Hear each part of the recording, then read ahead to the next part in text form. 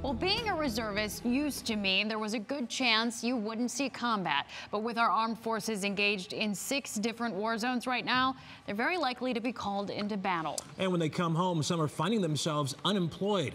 Consumer investigator Danielle Serino explains. Navy reservist Lieutenant Kevin Ziober is no stranger to war zones. He's been deployed twice, his base shelled by rockets. But he never expected he'd be going from the firing line to the unemployment line. I'm also thinking, when I come back, how am I going to provide for myself? How am I going to put food on the table? Lieutenant Ziober told his employer, a real estate firm that actually deals with the government, that he was being deployed to Afghanistan for more than a year. Colleagues threw him a goodbye party with an American flag cake. But several hours later, he was fired. Those war fighters go into battle with their families in their thoughts. And if you know that you have no job, that has to weigh on a service member.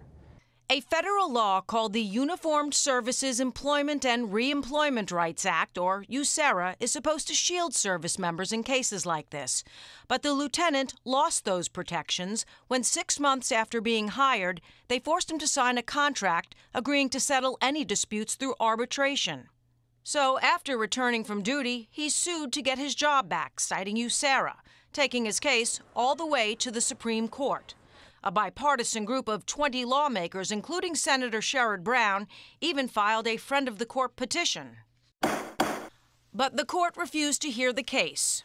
I was sort of amazed that anyone wouldn't re-employ a service member.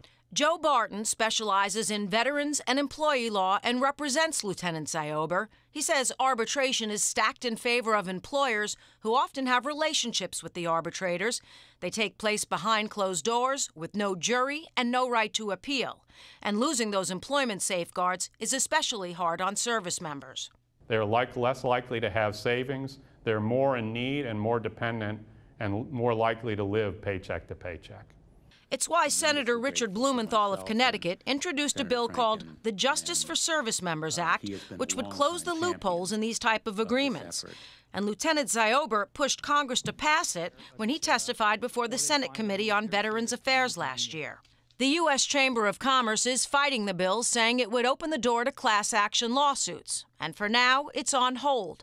But Lieutenant Ziober says all those congresspeople who talk the talk of supporting our military need to start walking the walk. If reservists don't have those protections to give up their civilian jobs to go defend America, our military suffers, our national defense suffers, and our country's put at risk. If you want to help change this, you can. Call your representative, our senators, and tell them you want this bill passed. I'll put a link with their contact information on our website, WKYC.com.